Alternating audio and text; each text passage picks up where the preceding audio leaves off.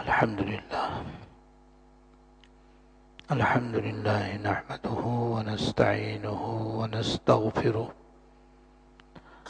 ونؤمن به ونتوكل عليه ونعوذ بالله من شرور أنفسنا ومن سيئات أعمالنا من يهده الله فلا مضل له ومن يضلله فلا هادي له وأشهد أن لا إله إلا الله وحده لا شريك له وأشهد أن سيدنا ونبينا ومولانا محمدا عبده ورسوله صلى الله تعالى عليه وعلى آله وأصحابه وبارك وسلم تسليما كثيرا أما بعد فأعوذ بالله من الشيطان الرجيم بسم الله الرحمن الرحيم إن تجتنبوا كبائر ما تنهون عنه نكفر عنكم سيئاتكم وندخلكم مدخلا كريما وقال تعالى كلوا واشربوا ولا تسرفوا إنه لا يحب المسرفين صدق اللہ العظیم۔ میرے قابل احترام بزرگوں اور عزیزوں، گزشتہ جمعے کو بندے نے گناہوں کی دو قسمیں بیان کی تھیں۔ گناہوں کی دو قسمیں بیان کی تھیں، ایک گناہ کبیرہ، دوسرے گناہ صغیرہ۔ اور گناہ صغیرہ وہ گناہ کہلاتے ہیں جو بغیر توبہ کے بھی متعدد نیک اعمال سے خود بخود معاف ہو جاتے ہیں، جیسے وضو کرنے سے، نماز پڑھنے سے، روزہ رکھنے سے، حج کرنے سے گناہ صغیرہ معاف ہو جاتے ہیں۔ اور گناہ کبیرہ وہ گناہ کہلاتے ہیں جو توبہ کے بغیر معاف نہیں ہوتے، ان کے معاف ہونے کے لیے توبہ کرنا ضروری ہے۔ پھر کچھ گناہ ایسے ہیں جن کا تعلق اللہ تعالیٰ کی ذات سے ہے، کچھ گناہ ایسے ہیں جن کا تعلق بندوں کی ذات سے ہے۔ تو اگر وہ گناہ ایسے ہیں جن کا تعلق اللہ تعالیٰ کی ذات سے ہے تو ان کی معافی کے لیے اور سچی توبہ کے لیے تین شرطیں ہیں۔ نمبر ایک، اپنے گناہ پر دل میں شرمندہ اور نادم ہو، اپنے دل میں اس گناہ ہونے کی وجہ سے شرمندہ اور نادم ہو کہ میں نے بہت برا کیا۔ نمبر دو، فی الحال اس گناہ کو چھوڑے بھی، فی الحال چھوڑ دے، جب توبہ کر رہا ہے تو چھوڑے۔ تیسرے، آئندہ نہ کرنے کا پختہ ارادہ کرے، آئندہ نہ کرنے کا عزم مصمم کرے۔ جب یہ تین باتیں کوئی اختیار کر لے گا تو اس کا گناہ کبیرہ معاف ہو جائے گا۔ جیسے نماز نہیں پڑھی،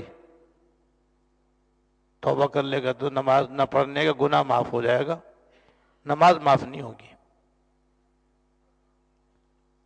شراب پی لی، یہ حرام ہے، ناجائز، توبہ کر لے گا گناہ معاف ہو جائے گا۔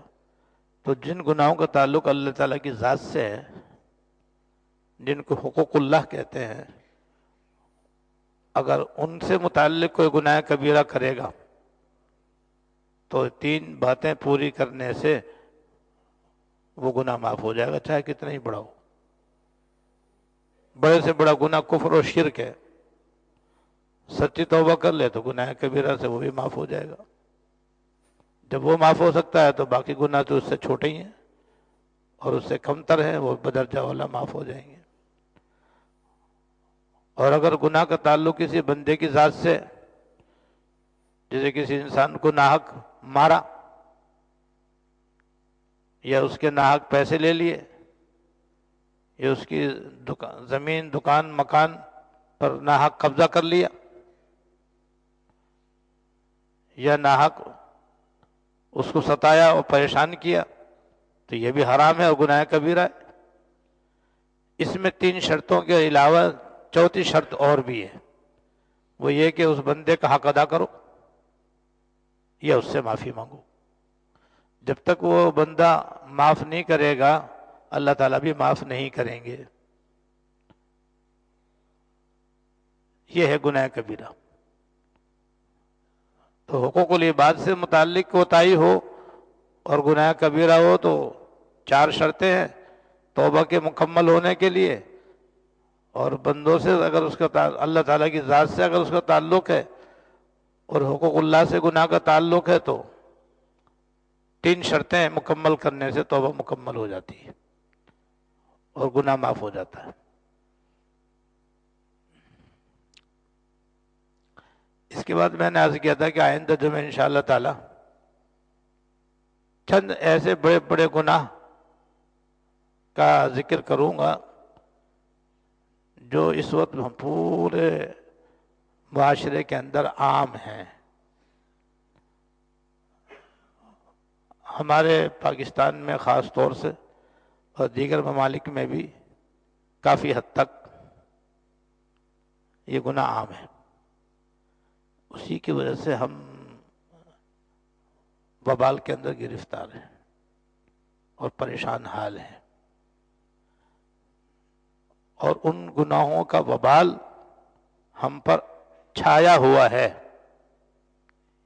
اور چونکہ توبہ کے آثار نظر نہیں آ رہے، ان گناہوں کو چھوڑنے کی طرف مسلمانوں کے اندر رغبت اور دلچسپی عام طور پر محسوس نہیں ہو رہی، اس لیے حالات بھی نہیں بدل رہے، بہتری بھی نہیں آ رہی، حالات بدتر سے بدتر تو ہو رہے ہیں،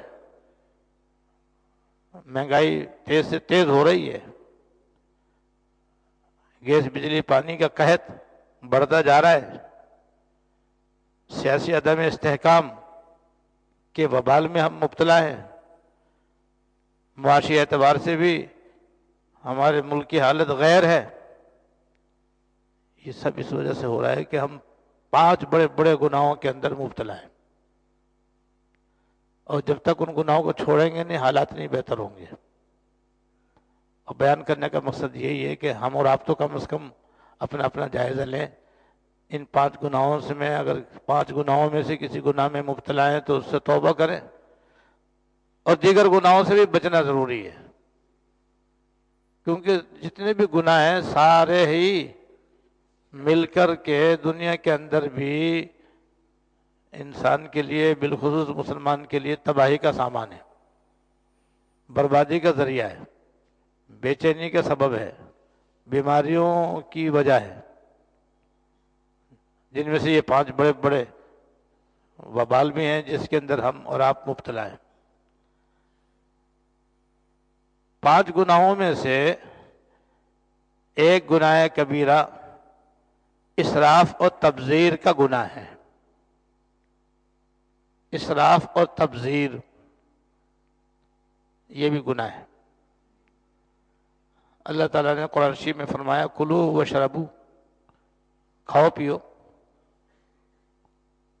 لیکن اسراف مت کرو، کیونکہ اللہ تعالیٰ اسراف کرنے والوں سے کو پسند نہیں فرماتے۔ تو کھانے کی اجازت دی اللہ پاک نے کہ حلال کھاؤ، حرام سے بچو، پیو حلال پیو، لیکن کھانے پینے کے ساتھ ساتھ اس کے بیجا ضائع کرنے سے بچو۔ اس میں اسراف کرنے سے اجتناب کرو۔ اور دوسری آیت میں فرمایا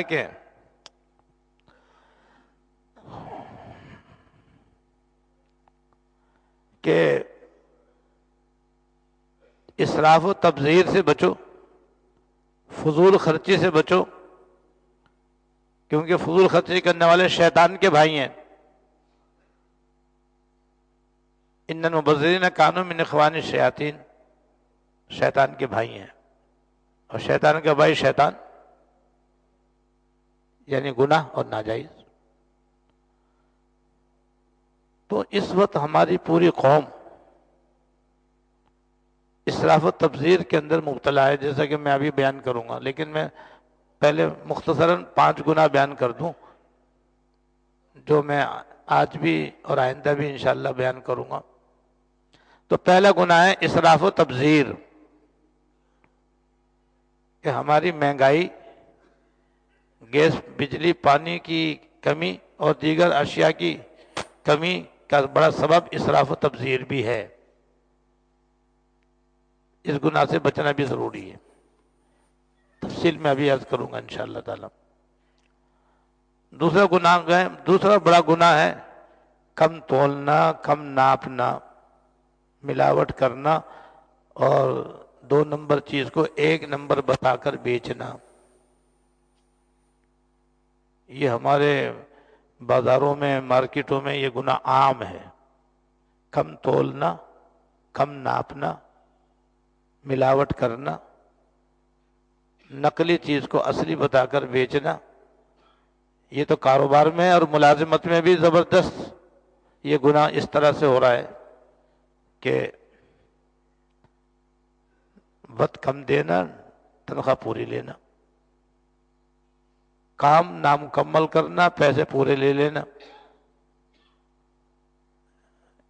2 دن کا کہہ کر کے 10 دن لگا دینا، یہ گناہ عام ہے، جس میں وعدہ خلافی کا بھی گناہ ہے۔ تو یہ گناہ ملازمتوں کے اندر اور کاروبار کے اندر زبردست طریقے سے پایا جاتا ہے۔ وہ مسلمان نہیں جو وعدہ پورا کرے۔ پہلے زمانے میں مسلمان وہ کہلاتا تھا جو وعدے کا پکا ہوتا تھا۔ اب یہ مسلمان کی علامت بن گئی کہ مسلمان وہ کہلاتا ہے جو جھوٹ بولے، وعدہ کر کے وعدہ پورا نہ کرے۔ یہ حالت ہو گئی ہے ہماری۔ تو وعدہ خلافی، ملازمت کے اندر وقت پورا نہ دینا، یا کام کرنا ہی نہیں اور گھر بیٹھے تنخواہ لینا، جو سرکاری بعض محکموں کے اندر ہوتا ہے۔ اوور ٹائم کیا نہیں، اور اوور ٹائم لکھوا کر کے پیسے لینا، یہ بھی سب کم تولنے، کم ناپنے کے حکم میں ہے۔ وعدہ کر لیا کہ بھئی یہ کام میں بالکل ٹھیک کر کے دوں گا، اتنے پیسے لوں گا، پیسے لے لیے، کام مکمل نہیں کیا، وقت پر نہیں کیا، یہ گناہ بھی کتنا عام ہے۔ تو جیسے اسراف و تبذیر عام ہے، ملاوٹ کرنا، کم تولنا، کم ناپنا، وعدہ خلافی کرنا، اور وقت پورا نہ دینا، تنخواہ پوری لینا، کام پورا نہ کرنا، اجرت پوری لینا، یہ گناہ بھی عام ہے۔ اور تیسرا گناہ ہے رشوت لینا دینا۔ رشوت کا لین دین کتنا عام ہے۔ رشوت نہ دو تو تمام قانونی تقاضے پورے کرنے کے باوجود بھی کام نہیں ہو سکتا الا ماشاءاللہ، اور رشوت دے دو تو غیر قانونی کام بھی تیار، وہ بھی ہو جائے گا آپ کا۔ یہاں تک نوبت پہنچی ہوئی ہے۔ جتنے سرکاری محکمے ہیں نیچے سے اوپر تک رشوت کا بازار گرم ہے۔ اس کے علاوہ بھی رشوت کا بازار گرم ہے۔ 3 ہو گئے۔ چوتھا گناہ ہے سود کا لین دین، سود خوری، سود کا لینا، سود کا دینا۔ ہماری پوری معیشت اسی کے اندر جکڑی ہوئی ہے، اور یہ گناہ ایسا سنگین گناہ ہے کہ ایسا اس گناہ کرنے والے کے لیے من جانب اللہ اعلان جنگ ہے۔ جب اعلان جنگ ہے تو جب جس سے اللہ تعالیٰ جنگ کرے وہ کیسے پنپ سکتا ہے، وہ کیسے کامیاب ہو سکتا ہے؟ یہ گناہ تو خاص طور سے ایسا ہے کہ جس سے معیشت ڈوب جاتی ہے، جیسا کہ ہمارے ملک کی معیشت ڈوب چکی ہے۔ سودی قرضہ ادا کرنے کے لیے بھی ڈالر نہیں ہے، یہاں تک حالت پہنچ گئی ہے۔ اور دوسری طرف اسی سے مہنگائی آسمان سے باتیں کرتی ہے، کر رہی ہے۔ اور پانچواں گناہ ہے کرپشن، قومی خزانے کو لوٹنا۔ یہ بھی ہمارے آنکھوں کے سامنے کہ جو حاکم آتا ہے ملک کے خزانے کا صفایا کر کے چلا جاتا ہے۔ انتخابات جو ہیں وہ کاروبار ہے، بس اگر 10 کروڑ لگائیں تو 10 ارب کمانے۔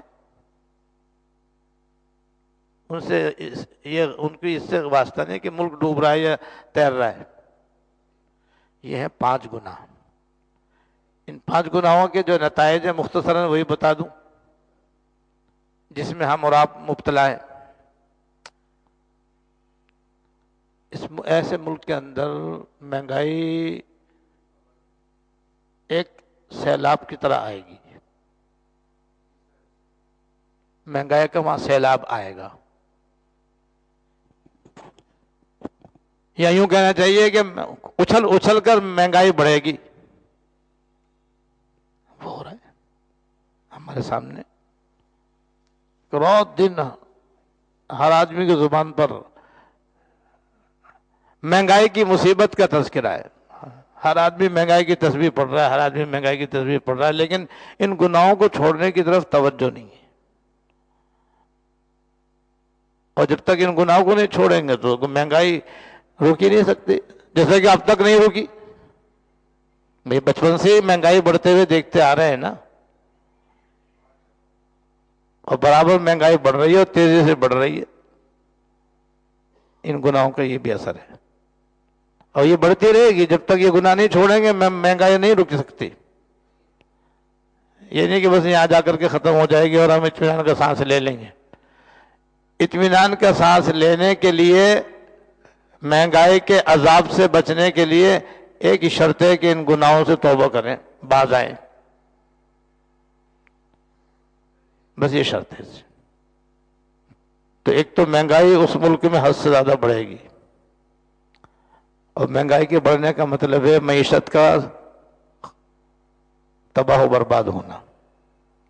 معیشت ہماری دیکھ لو کہاں ہے، بھیک مانگ مانگ کے بھی اب بھیک نہیں مل رہی۔ ملک کو چلانے کے لیے بھیک بھی مانگ لی، کافروں سے ہی بھیک مانگ لی، اپنے یار دوستوں سے بھیک مانگ لی، اب بھیک مانگنا بھی مشکل ہے۔ اب اپنے قومی اثاثے بیچنے کی طرف پیش قدمی ہو رہی ہے کہ یہ بیچو، وہ بیچو، یہ بیچو، وہ بیچو، کسی طریقے سے کام چلاؤ۔ کہاں تک چلے گا کام؟ تو معیشت صفر، جیسا کہ فی الحال صفر ہے، یہ ان گناہوں کا اثر ہے۔ اگر یہ گناہ ہمارے چھوٹ جائیں معیشت تیر سکتی۔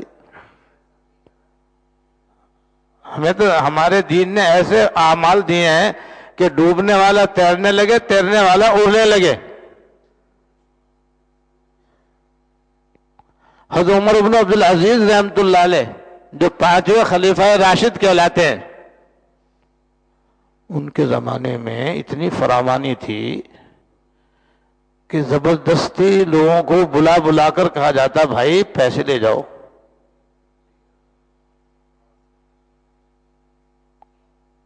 لوگوں کو بلایا جاتا تھا، ضرورت مندوں کو بلایا جاتا، بھائی آؤ بھائی تم، ہمارے پاس پیسے بہت زیادہ جمع ہو گئے، لے جاؤ۔ لینے والا کوئی نہیں ہوتا تھا۔ یہ ہے دیکھو اسلامی احکام کا اثر۔ یہ گناہ اس زمانے میں نہیں تھے، دیگر اللہ تعالیٰ کے احکام کی پاسداری تھی، تو اتنی فراوانی تھی کہ لوگوں کو بلا بلا کر کہتے تھے بھائی لے لو، بھائی لے لو، پھر بھی کوئی لیتا نہیں تھا کہ ہمیں ضرورت ہی نہیں، کیا لے لیں۔ اللہ نے ہمیں تو دین ایسا دیا ہے، احکام ایسے دیے ہیں کہ ان گناہوں سے بچو، یہ احکام اپناؤ اور پھر پیٹ بھر کے کھاؤ۔ معیشت صفر نہیں ہوگی، 100% ترقی کرے گی انشاءاللہ۔ تیسرے ظالم حکمران مسلط، وہ ہے ہمارے اوپر مسلط، جن سے عوام کی کوئی خیر خواہی نہیں. بس جملے تو بڑے خیر خواہی کے ہوتے ہیں، لیکن عوام کی اور رعایا کی کوئی رعایت نہیں، ان کی فلاح و بہبود سے کوئی غرض نہیں، اور ان کی تکالیف کا کوئی احساس نہیں. ایسے حاکم مسلط ہو جائیں گے، ہو گئے. جو آتا ہے وہ پہلے سے بدتر ہی آتا ہے، جو آتا ہے وہ پہلے سے بدتر ہی آتا ہے. ان گناہوں کی وجہ سے ہے یہ گناہ رہیں گے تو ایسے حاکم آتے رہیں گے.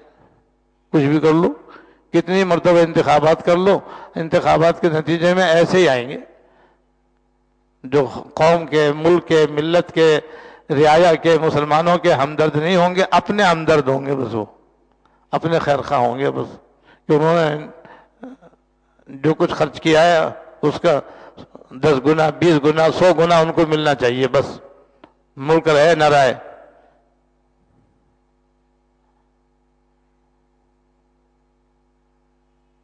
اس کے نتیجے میں بدامنی، یہ چوتھا وبال کہ امن و امان نہیں ہوگا. چوری چکاری، ڈکیتی، لوٹ مار ہر جگہ ہو جائے گی، ہو رہی ہے. کسی کی جان محفوظ نہیں، کسی کی مال محفوظ نہیں، کسی کا مال محفوظ نہیں، کسی کا آبرو محفوظ نہیں. یہ ان گناہوں کا عذاب اور وبال ہے. یہ اس کے نتیجے میں بے چینی، بے قراری، بے اطمینانی، یہ 5واں نقصان ہے. اس وقت ہر آدمی پریشان ہے، ہر آدمی پریشان ہے. انفرادی طور پر بھی پریشانیاں ہی پریشانیاں، اور اجتماعی طور پر اور ملک کی سطح پر دیکھو تو سوائے پریشانی کے کچھ بھی نہیں. بھئی یہ ہے ان بڑے بڑے گناہوں کا اثر. یہ ان گناہوں کا تو ہے ہی اثر، دیگر گناہوں کا بھی یہی اثر ہے. لہذا ضروری ہے کہ ہم 5 گناہوں سے بچنے کا اہتمام کریں. نمبر 1، اسراف و تبذیر سے بچیں. اب چونکہ وقت نہیں رہا اس لیے اس کی تفصیل میں آئندہ بیان کروں گا انشاءاللہ. اسراف و تبذیر سے اپنے آپ کو بچائیں. میں بتاؤں کہاں کہاں اسراف ہو رہا ہے، وہ انشاءاللہ آئندہ جو میں بتلاؤں گا آپ کو انشاءاللہ.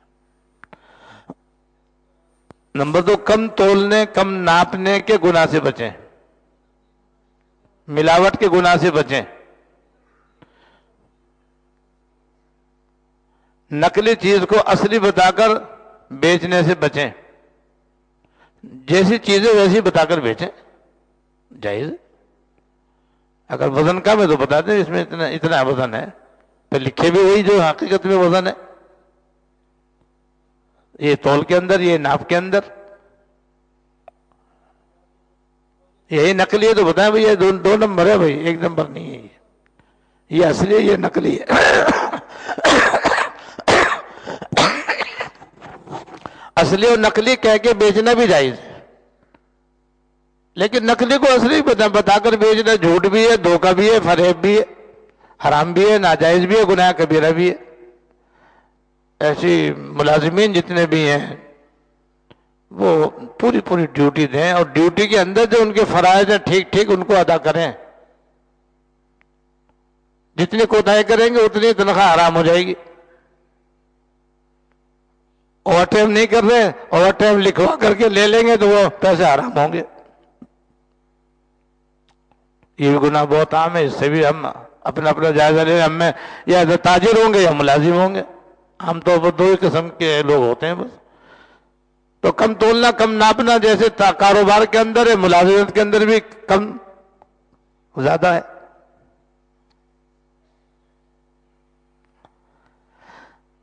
اور رشوت حرام ہے. الراشی والمرتشی کلاہما فی النار. رشوت دینے والا بھی لینے والا بھی دونوں جہنم میں ہے. البتہ کسی کا کوئی جائز حق ہو اور وہ بغیر رشوت کے نہ ملتا ہو تو دینے والا گنہگار نہیں ہوتا، لینے والا گنہگار ہوتا ہے. اس کی گنجائش ہے. ایک آدمی ہے، اس کا حق ہے کہ وہ قانون کے تمام تقاضے پورے کر کے اپنا کام کروا لے. لیکن سب کچھ کرنے کے باوجود بھی بغیر رشوت کے کام ہوتا نہیں ہے. تو یہاں دینے والا گنہگار نہیں ہوگا، لینے والا ہی گنہگار ہوگا بس، کیونکہ یہ مجبور ہو کر کے دے رہا ہے. یہ تو دینا نہیں چاہتا، مجبوراً دے رہا ہے یہ. لہذا جہاں تک ہو سکے رشوت سے بچیں. اور سود خوری عام ہے، لہذا مسلمانوں کو چاہیے کہ اللہ کا فضل ہے، ہمارے اکابر کی محنتیں کہ انہوں نے غیر سودی بینکنگ بھی متعارف کرایا، اور ایسے بینک وجود میں آ گئے کہ جو سود سے پاک ہیں. اس سے آپ کاروبار کریں، اس میں آپ نے سرمایہ کاری کریں، وہاں سے سرمایہ کر کے آپ نفع حاصل کریں. وہ سود نہیں ہے، جائز ہے، حلال ہے، لیکن سودی بینکوں سے حتی الامکان پرہیز کریں. اسی طریقے سے انشورنس ایک سودی کاروبار ہے جس میں دو بڑے بڑے گناہ پائے جاتے ہیں. ایک جوا، دوسرا سود. قمار اور جوا یہ بھی حرام، سود ہے ہی حرام. اور بیمے کی بات صورتوں کے اندر جوا نہیں ہوتا، غرر اس کے اندر ہوتا ہے.